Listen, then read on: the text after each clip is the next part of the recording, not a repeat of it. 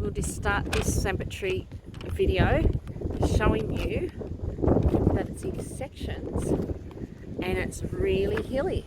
And really windy. Really windy. Anyhow, look at this. It's in sections. And I would say the camera doesn't show just how steep this place is.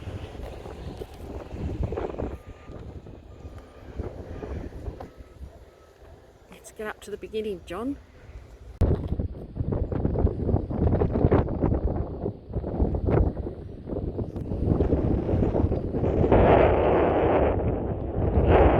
the slope of our car?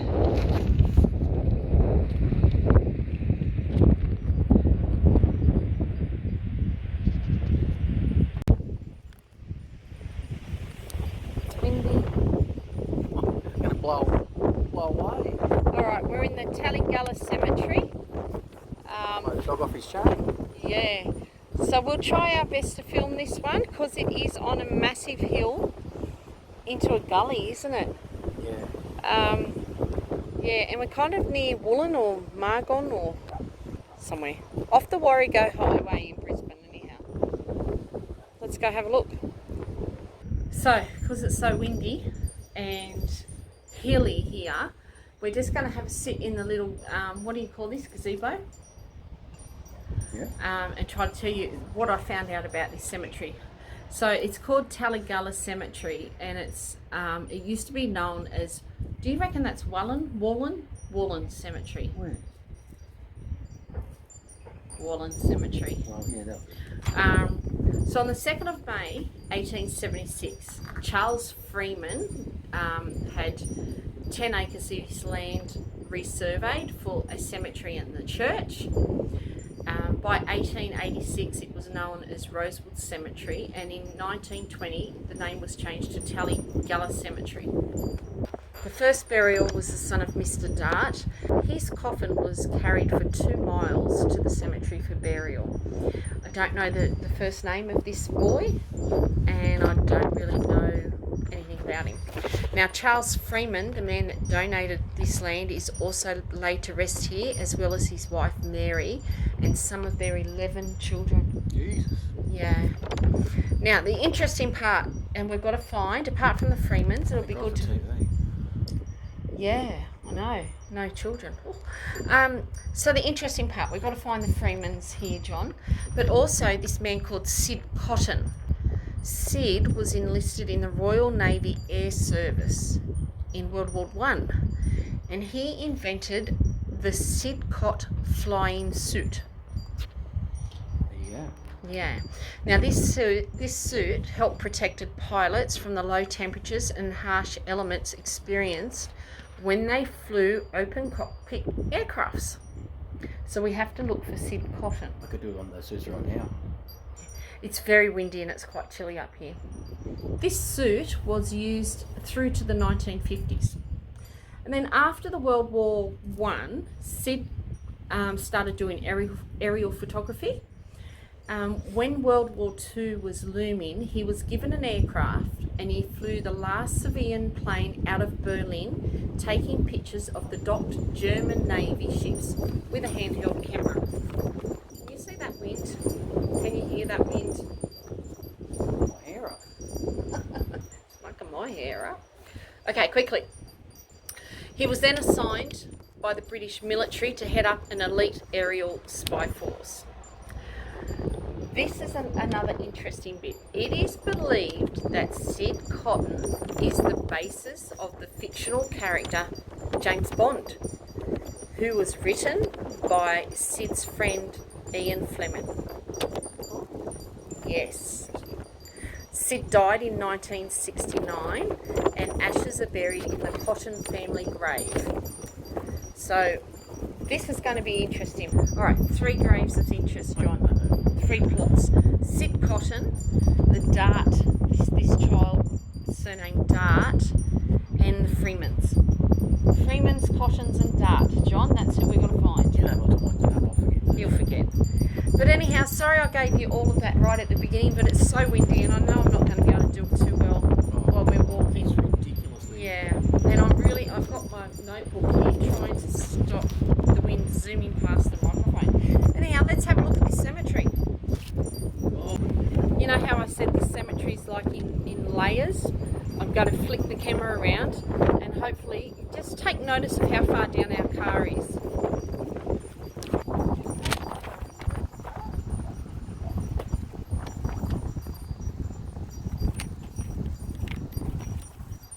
You see them right down the bottom there, all the graves. This large one here is the Bassett family, but I can hardly read them.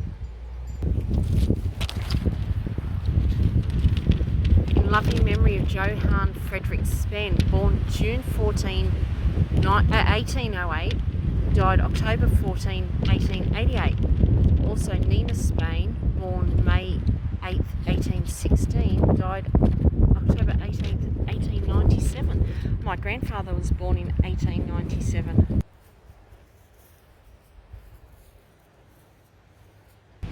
I think this surname was in the other cemetery too. The Allensleigh Cemetery. Little Willie Radcliffe died June 12, 1920, aged 2 years old. Poor little poppet.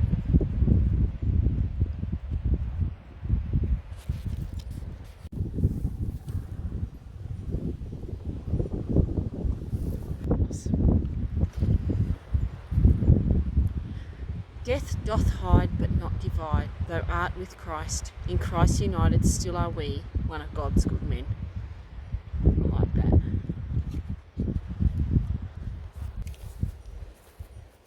Dulcie Muriel Bowles. Look at this little one over here.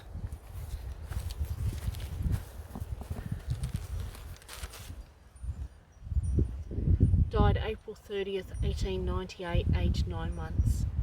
Walter Domrow.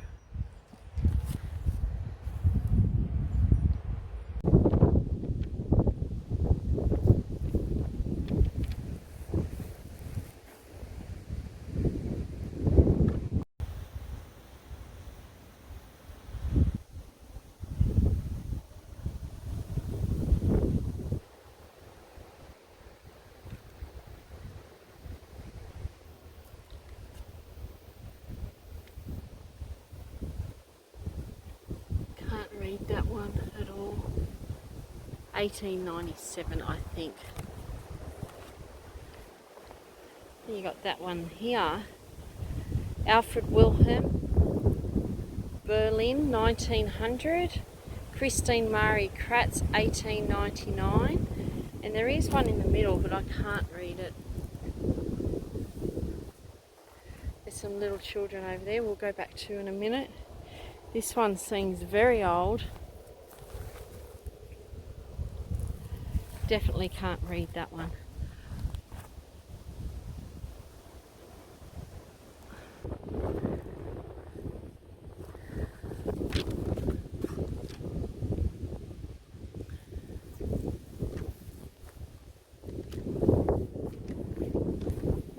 There's a lot of people that say Sidney John Berlin. See these little fences around it. I'm presuming Berlin's the last name. There's quite a few surnames with Berlin. See over here, Sidney John, and that one there, Sidney John, and over here, Eric Carl.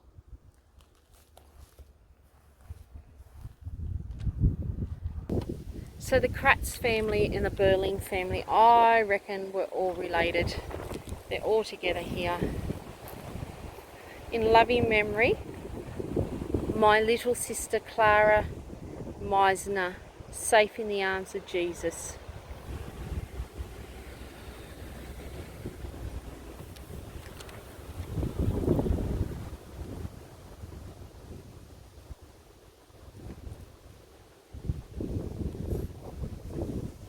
Ivy Mabel Beatrice Retchlag, aged 9 months and 3 weeks.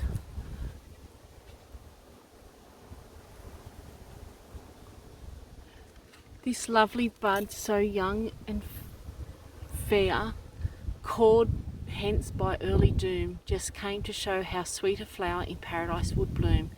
Precious darling, she has left us, yes, for evermore. But we hope to meet our loved on that bright and happy shore, safe in the arms of Jesus. Some of these little poems are just amazing poems. Now I know this is recent, however, pay my respects. In loving memory of our dear parents and brother, Mary McGregor Cover died 29th of September 1929. George James Cover died 1st of October 1947, but then A.R. Cover, and then it's got twin. Killed in action 18th of December 1942, aged 20 years. Buried in Bowen War Cemetery, Papua New Guinea. Another one with those nice little books as the headstone. Called home. Here's another ex-serviceman.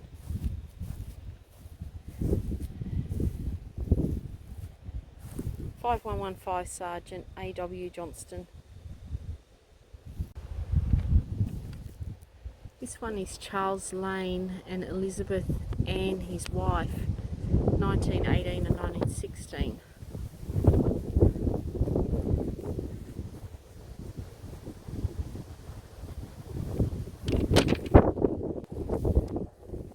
This one's unusual. The headstone's facing out. Normally the headstones face towards the rest of the plot, but this one's facing the other way. Unless, of course, it's an older or a newer sign. I found the Cottons. I found the Cotton family. Here we go. There's even a plaque here. I'll take a photo of it and put it at the end for you. Sid Cotton grave at Tallegalla Cemetery. The life story of Sid Cotton reads like a novel. He grew up at Hidden Vale Homestead near Grantchester. In World War I, he enlisted in the Royal Naval Air Force and invented the Sidcot flying suit. After the war, he took aerial photographs, and in later 1930s, with war looming, he was given an aircraft which he flew to European countries. He flew the last civilian plane out of Berlin, taking pictures of the docked German Navy with a handheld camera before World War II commenced. Assigned by the British military to head up an elite aerial spy force, he used Spitfires painted sky blue to fly undetected across enemy territory and designed a cockpit with side bubbles to enable better photo taking. He was a friend of Ian Fleming, who created the fictional character of James Bond, said to be based on Sidney Cotton. Sidney died in 1969 and his ashes are buried in the Cotton family grave, Tallegalla. So his ashes are here, but there's also graves of Annie, Jane, Isabel, and Alfred J. Cotton. And then around here, at the back there, Kathleen Sarah Cotton, beloved wife of Victor. And then there's some lawn plaques here, which I'll go around to. There you go, Sidney Cotton, pioneer, aviator, inventor and spy. He marched to the beat of a different drummer.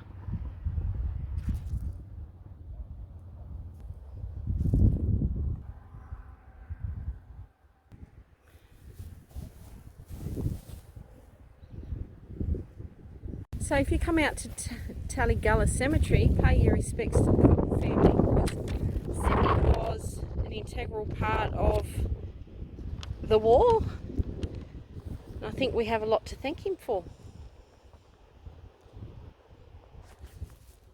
So I talked about Charles Freeman donating this land, but I found family members, I'd presume,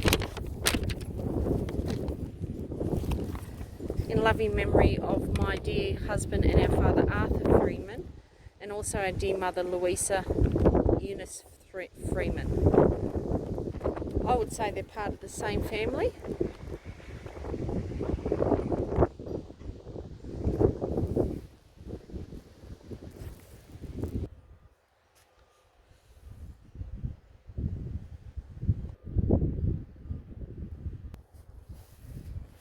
Here's another little tot here.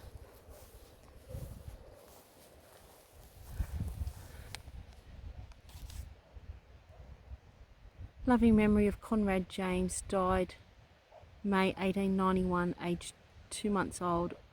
Also, Alfred Stanley, died 1892, aged 8 months old. Children of Robert and Mary Hodge. Alright, here's some family history for me. In loving memory of my dear husband, our father, Harry W. Harding, died June the 3rd, 1956. And then in loving memory of George Harding, died September 14, 1899, aged 20 days. In loving memory of our dear mother, Martha E. Harding, died May 11, 1960. And also Alice Carolyn Harding passed away 4th of the 7th, 1989, laid to rest at Worrell Park Cemetery. John's sitting in the car because he was sick of the wind. Here's another one of these little crosses here, look. Here we go, who's this? More Freemans. In loving memory of my dear husband and our father George Freeman, and our mother Agnes Matilda Freeman. So still, okay, right behind there's a lot more Freemans. Here we go. So we're looking for Charles. He owned the land. In loving memory of our dear parents Jane Rebecca Freeman and Ernest Freeman. Now they died 1956 and 1962. Then up here, Brian was only 9 months old. William J. Freeman, 1942, and Mary Freeman, 1969. Now we're still not finding Charles, who is the original landowner. But here is some more family history for me. I did not know this. Tom Harry Harding, died 6th of February 1963, aged 91. Now I don't know if these people are related or not. But I'll have to get my sister to look into the family history. Wife and mother Agnes Harding, died 28th of August 1937. This one here just says, in loving memory of Winifred, beloved daughter of J.W. and L.D. Evans. There's no dates. I can't see any dates anyhow. Well, this has suffered to the slope of the land, this one. Calmly sleep as the days and the years go by. Oh, there's the headstone here. Let's see if I can. 1925, James Pontin.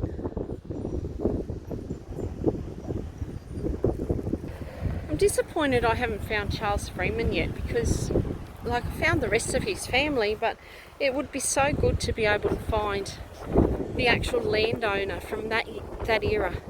But I have found some more Hardings. In loving memory of Fedora Harding, aged 89, and George Harding, aged 89 as well. What doth the Lord require of thee but to do justice and love mercy and walk humbly with thy God? Now, like I said, they're probably not related. However, we will have to look into some family history with that one.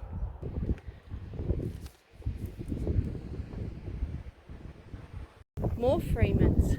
Charles Freeman and Mary. Mary's a very popular name, but this poor gravesite is also in hard times.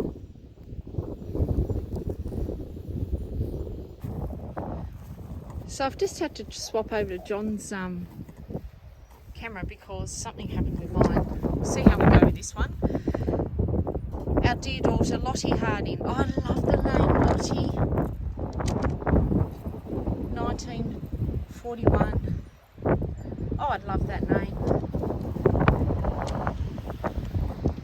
Here's the Yarrows, all the Yarrow family. They're all in the 50s and 60s. Quite an unusual name. Mother Postunia Azabar Loveday.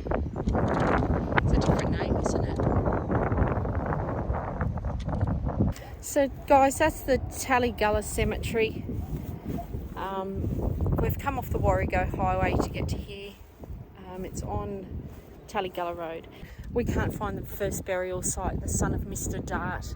That's all the information I have about him. But as always, thanks for watching. If you like this type of video, we are just about to hit the road to travel Australia, and we'll be stopping at many old towns. So there's going to be quite a lot of old cemeteries that we're going to come across in little tiny outback towns. I'll try to find as much information as I can, if I can. So hit that subscribe button and follow us on our journey.